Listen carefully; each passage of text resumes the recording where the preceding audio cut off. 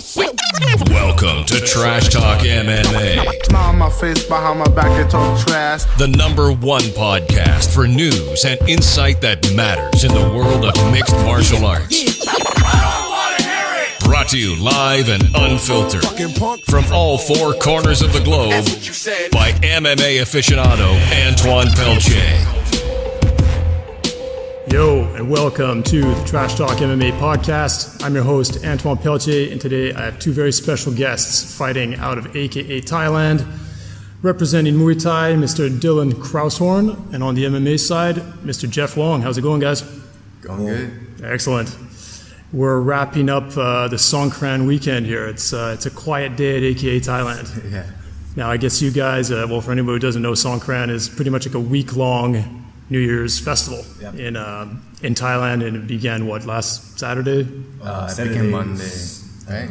Well, I guess do they include the weekend before or not? Partong they started like Saturday, exactly, like 6 right? p.m. something. So we're now Thursday, yeah. So some people have been going on pretty much a week-long bender, and I guess it's a bad week for training in Phuket, as a lot of gyms are closed down. But from what I gather, you guys were still in the gym. Yes, every day.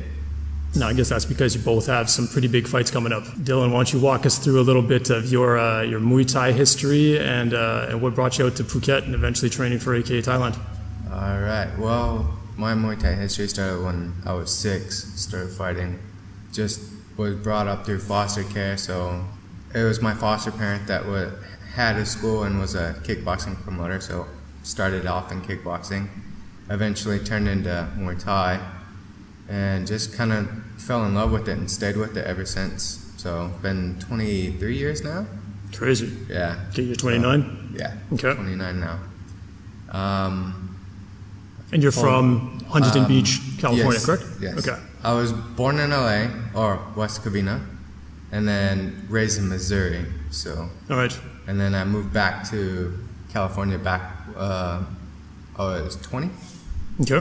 So, and then been there ever since until I moved to Thailand about a year and a half ago. So from the age of 6, you started training in kickboxing. That evolved into Muay Thai. Did you stay in the States that whole time? Yes, I stayed in the States. Okay. And at what age did you begin competing? Around 17, right? No. I was active as a professional at 17, but I did my amateur career starting from 6. How is that possible? I mean, that's what you're saying. I was fighting at 6. Hey, who organizes fights for 6-year-olds in the States? I mean, I know they do it here, but promoters, yeah. There's a lot of promoters that do it. So describe that a bit. What's the life of a child fighter in the United States? I mean, here in Thailand, we're well aware. You can go see any shows any given night, and you're going to see 7-8-year-old kids, even girls, fighting. Yeah, it's the same in the States too. You just don't see it as much. And it's like no headgear and... No, you still have the headgear and stuff because you're amateur as well. So, it's just, I don't know how to explain it. I just grew up with it. So you were basically competing in kickboxing from the age of 6. Yeah. Impressive. Basically then you started competing professionally at the age of 17. Yes. You came back to LA in your 20s? Mm-hmm. Okay. At 20, yeah. And how did your career evolve from there? I kind of actually took a break from Muay Thai and kickboxing for about 3 years to focus on MMA. Okay. Yeah, it's not my thing, so went back to Muay Thai. A lot of my fights were gladiator challenge, king of the cage type stuff. All right. Yeah, I only got into it because I worked at a gym for Brazilian top team at No Limits.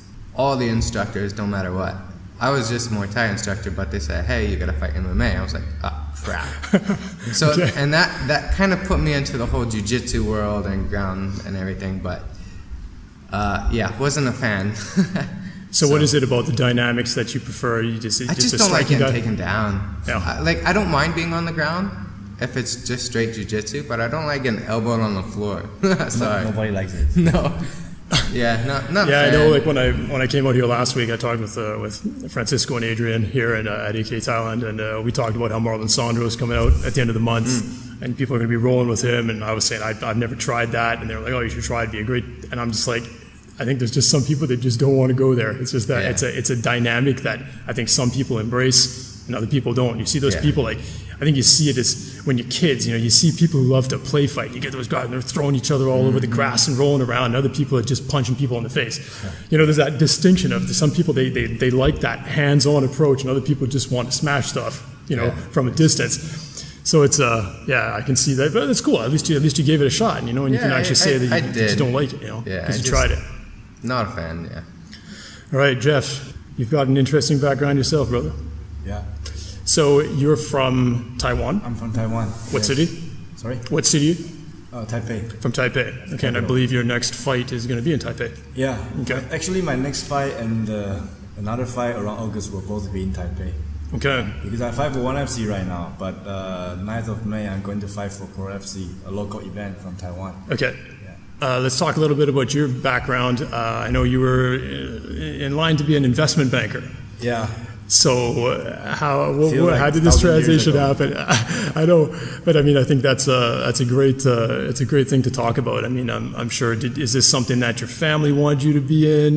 What is this something your father's in, or why investment banker?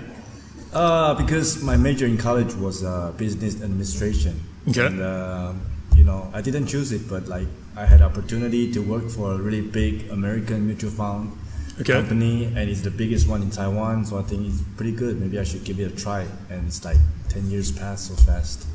So this is just a long ways away for you. Yeah, I loved the job before. It's a very good company. I have a lot of good friends. I meet a lot of nice people. The boss is good, very generous. So that was really good time for me. But I want something different.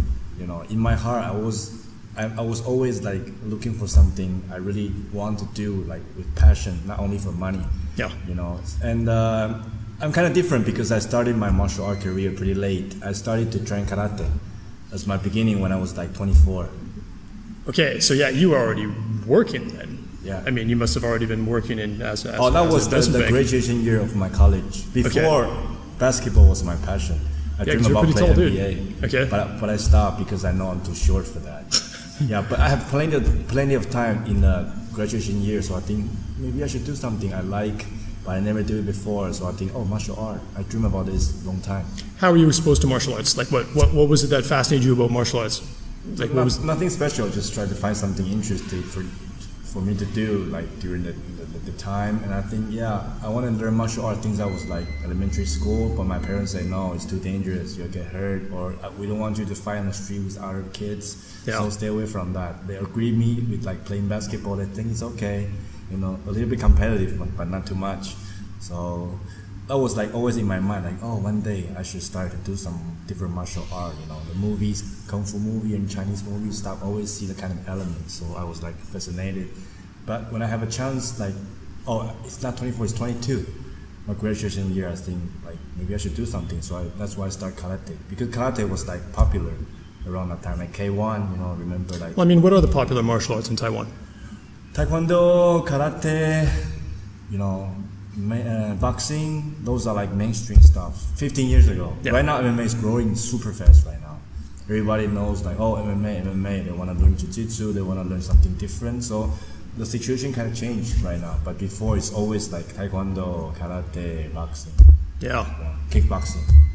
So how was the response of your friends and families when you decide to leave such a potentially lucrative career to embark on something that you could get critically hurt, that would require you to be away from your family, away from your friends? It must have been a bit of a shock. Friends, they probably didn't tell me the truth. They just say it's cool, it's good transfer for you. We know you want to do this for a long time, but maybe they thought I'm crazy. And my parents, they were really kind of upset, depressed, and my father was super angry. He's still angry right now. Okay. And they're you're crazy, you're out of your mind, you have a stable job, you have good financial status, and you're married already, so you should not do this, man. You should take your responsibility. And what did your wife say? My ex-wife. Oh, yeah. Okay. That's what she said. Yeah. Okay. We'll not go there. It's okay. No, I think it's fascinating. I know myself. I was working in video games as an audio director for 15 years, and I had a pretty established position there as well. And I was working for a company that, THQ. They had the UFC Undisputed game, and they ended up going bankrupt. So that sort of put me out of a job. I was forced out of one. They just closed the whole company. But then after that, I really wanted to switch things up. And like you said, go from a place where you feel like your heart's in it, you're passionate about it. And I've always been passionate about audio and always been passionate about fighting. So I've decided to do what I'm doing. But I can certainly appreciate the desire to not follow a path that everybody feels is the right one and follow the one that's yours. So, Dillon, you ended up leaving the States and coming to Thailand. You had a gym over there. You were pretty active with the MMA Conditioning Association. Yes, sir. What was the stimulus to just get up and leave and come out here and train full-time under AK? Me and my wife just wanted to get out of the bubble. Like, everyone's in a bubble. You got to have the best of everything. I just got tired of competing in that and in my sport. I just wanted to focus on myself. So, and that's good. That's good. Yes. I think people, they seem to think that being selfish is a bad thing, but I think you're kind of born alone and die alone, right? I mean, your life is your life. And it wasn't even my idea, control, actually. It was my wife's idea. Oh, well, God bless her. That's cool. So, yeah. That's cool. Because I think a lot of guys might be a little more adventurous than a lot of women, especially if they've found, you're married, do you have kids? No kids yet. So that probably helped to deroot and reroute somewhere else that you didn't have children. But that's cool that she had a bit of that risk taking and adventurous spirit. And well, we came here for our honeymoon to train because I had a fight coming up. So we came here and trained, and then went back and just missed it. We missed the culture, we missed the lifestyle, we missed everything about Thailand. And then she's like, hey, so do you want to move to Thailand? Yeah, sure. So literally a month later, we were here. So how did you technically facilitate that? Did you have to get a work permit, or what did outside of having a tourist visa or something like that? What made that possible? My wife is a teacher here at an international school, and then I have a following visa through her. All right, cool. So she got the visa? Yes. This is great. So she had the idea, she managed the paperwork, you just had to show up, lace up the gloves, and throw down. Yep. Perfect. So tell us a bit about where you're at in your Muay Thai career now. It's doing pretty well. What's your record? 62 wins, 16 losses, and 1 draw. Okay. So 79 fights now. Crazy. Coming up on number 80 at Lupini Stadium. So that must be pretty high on your yes, on your what do we call that? Your bucket list. Yeah, it is one of my top things I had to do in this career. Describe what it means for a Muay Thai fighter to get a fight in Lumpini Stadium. What does that represent? It's the best of the best that come out of there. So, and it's the most well-known stadium in the world, not just in Thailand. It's in the world in this sport. Yeah. So, to fight there, it means a lot to every Muay Thai fighter. Okay. Getting a shot in there is the pinnacle of being a Muay Thai fighter. Yeah, it's definitely motivating me. So how does one get qualified for that? I mean, obviously this has probably been a lifelong dream for you, literally, since the age of 6. What did you have to accomplish to get this chance? A lot of wins.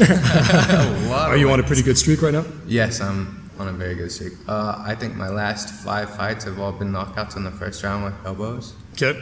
The one before that was a loss, but it was to Farsai Sudsakorn's brother, at Max Muay Thai. And then the fight before that was a draw against the same guy, against Farsai. So, I've been going up against a lot of the top Thais here. So who's your opponent in your Lumpini fight? I will actually be fighting a local Phuket guy. He trains here. He's from Scotland. I think his name is Jordan. I can't remember his last name. Sorry. That's what I love about Muay Thai, though, how it doesn't matter. You guys just fight. It's crazy. So, I think he's a younger kid. I think maybe 20, 21, or somewhere in there. 20, maybe 20. I've seen him. He's got aggressive style, moves forward a lot, just like me.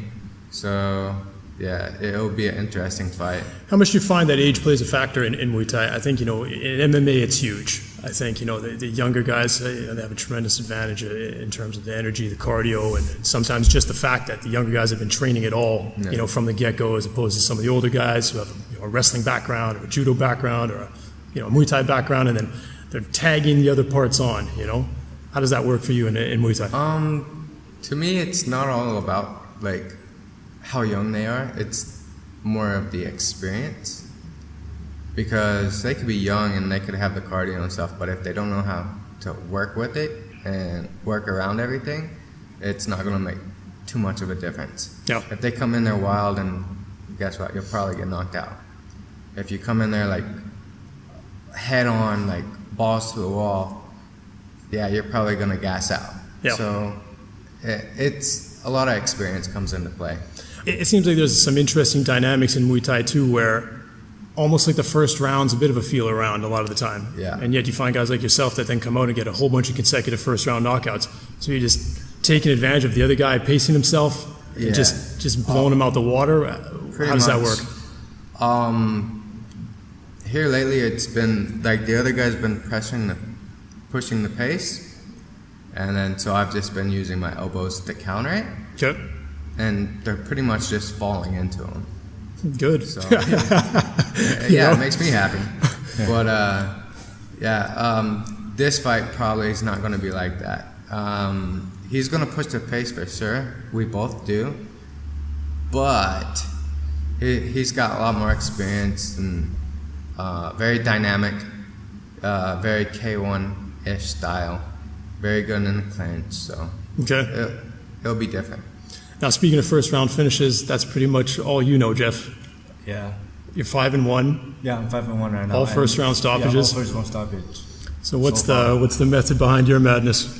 Actually, I never think too much. You know, when I step into the cage, probably like I'm much older than those boys. You know, so I'm pretty calm before or even inside there. You know, okay. I just do things I think I should do. I just do the best, and I try to do everything I did in the training. How old are you, Jeff?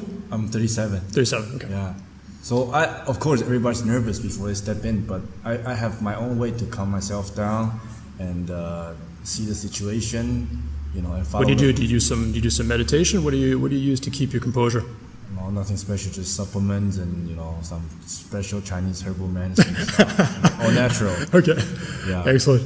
Yeah. I think, like Dillon said, young people, they are like energetic, they have good cardio, but they don't know how to use it. We're older, but we have experience. Maybe not in fight, not only in fight, even in life. You know, we know things better than them. Yeah. And we can catch the flow because most of the time we're calm. So we know how to get the chance. Yeah, I think what that comes down to is what I just call like awareness. Yeah. You know, and awareness is so many different parts of your life that give you awareness. You know, whether it's cultural or whether it's defensive or offensive awareness, could be in any type of walk of life, right? But I mean, that's interesting. If you're 37 now, when did you start? I mean, you're 6 fights in, 34? I started when it was like 2012. Yeah. I quit my job. I remember it's like September 2011. Okay. And I went to South America. You know, I went to a couple of different countries. I want to take a look over there, you know. And when I went to Brazil, I was like, yeah, this is the place, the birthplace of MMA and Jiu-Jitsu. I should go there and train, you know. Did you go there to train, or did you go there on holidays and say, hey, while I'm here, I should do this? I go there for holiday and training. Okay. You know, when I know I'm going to Brazil, I pack my like gears and stuff. I know I'm going to train there. Okay. You know. It's great experience, you know, because I was like totally white belt.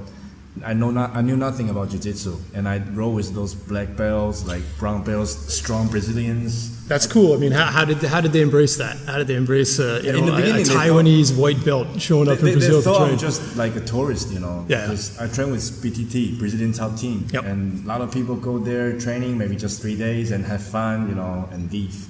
Yeah, and get some pictures and be like, I was here with Murilo Bustamante. And I still remember the first week there. I told them like, oh, I want to come here and training. They treat me like a tourist, super good, like nice. Oh, good, calm. And they treat me like very careful, try not to hurt me or something. But after a week, I remember I trained there like 3 times a day.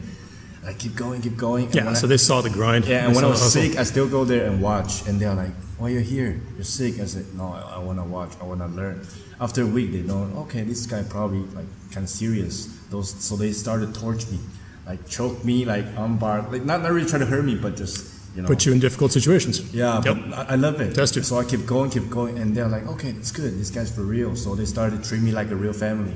You know, we still train hard every day, and I learn so many things over there. You know, to be humble and, you know, always be hungry for new technique and, you know, respect people. I think it's very, very, very important experience for me. Yeah.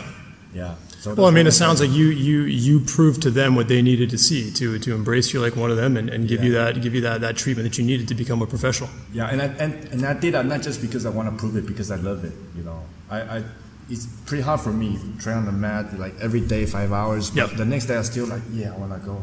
I feel painful all around my body, but I still like. Do you feel alive? I want to be there. I want to be there. So, I mean, you started in 2012, you've had 6 fights, and you've already had a couple in ONE FC. I mean, you've accomplished a lot in a short amount of time. Yeah. I always consider myself as a lucky person, you know, so I always appreciate people around me. Like, Dillon helps me a lot, everybody in AKA Thailand helps me a lot, and my friends, like my teachers, they help me a lot in Taiwan, you know, so I think, I'm very lucky, but I'll keep doing the best I can.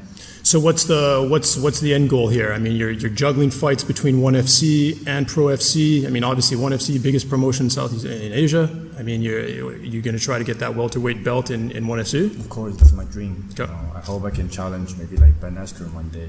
I know I'm not good enough right now. That's why I'm here. You know, training the best gym in Asia. I train with a lot of monsters in AKA Thailand. I want to change my game. Because do they even have? They don't have rankings in ONE FC yet, right? Not really. Yeah. Only the champion and the contenders and stuff. But I mean, that's cool. That must be a great experience. I've heard they put on a heck of a show and that they treat everybody like $1 million. I mean, that must be you must be happy that that you've put in this work and so quickly managed to get yourself into an organization that's really gonna really promote you and give you a big stage to perform your craft on. Yeah, it's pretty impressive because they put me in the Singapore card last year. And ONE FC in Singapore is always like big event. So I was happy I can be there, and they even gave me a chance to shoot a magazine cover. Okay. Yeah, so I think that's pretty good, and because they treat me well, so of course I'll train harder and prove I'm good enough for that. Now, do you know your opponent for your next fight? I only know he's because your next fight's in May 9th, and that's on Pro FC, right? He's the guy from Philippines and training in Malaysia right now. Sorry, I mean no offense. Tresseltan. I forgot the name. Tresseltan. Yeah, he's 2-3. And his last fight was a quick KO loss to Michael Dubois, who lost to Glenn Sparv. That's fighting on the same card as you that day. Okay. Yeah. Okay. I remember seeing that fight. I was down in Patong for Full Metal Dojo 1. Okay. And Dubois took that fight on like 6 hours notice or something. Had to cut like 6 kilos, and then these guys just went in there, went caveman on each other, just slamming each other all over the place, and then just ended with some messy knees. But hey man, Dubois is a stud for taking the fight on short notice because Sparv's a monster. So awesome, guys. Is there anything else you guys would like to contribute? I mean, anything else do you guys train? Do you guys have any other services you like to promote? I mean, or is it just fight right now? Right now it's fight. Because I mean, Dillon, you were obviously you had a career as a coach. Yes. And you had your own gym. That's something is that put behind you?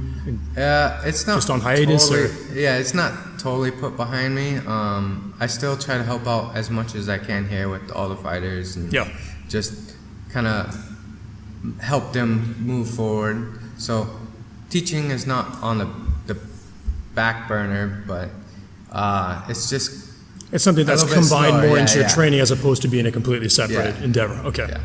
Well, they must be happy to have you here at AKA Thailand for that, though, because you've at least got that mentality of being a leader, of being a coach, of knowing how to teach people stuff and not just take, but to give back, right? Yeah, I love giving back. I love watching people move forward in their careers. Yeah. So it's good. That's cool. Well, that's a mentality that always comes full circle, Yeah.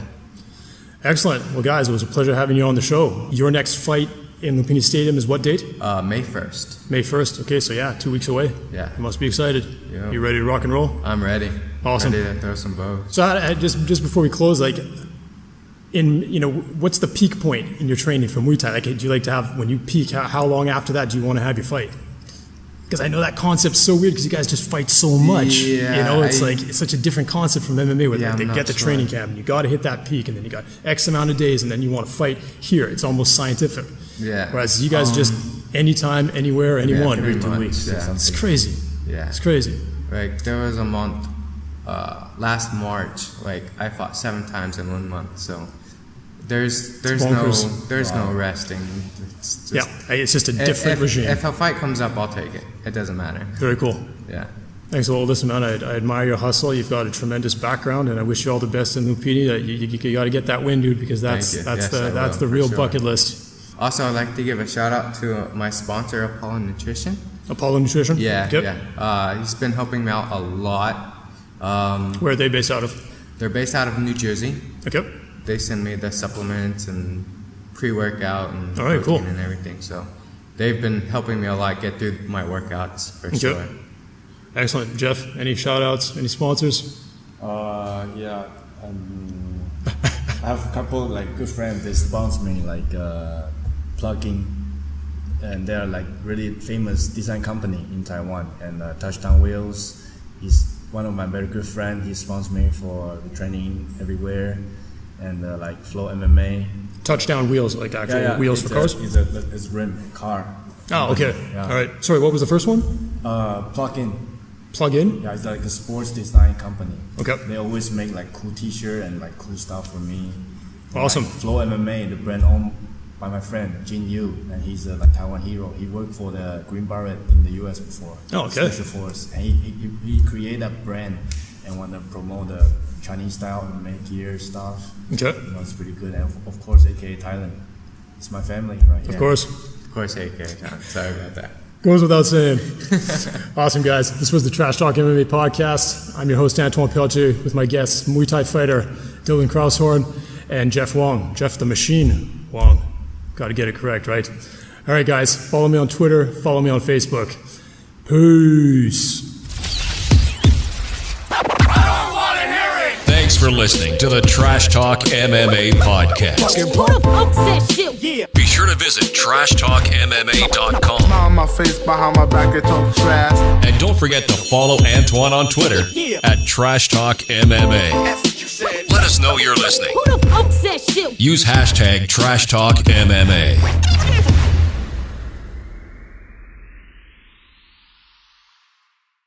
I mean, that's what you're saying. I was fighting at 6. Hey, who organizes fights for 6-year-olds in the States? I mean, I know they do it here, but Promoters, yeah. There's a lot of promoters that do it.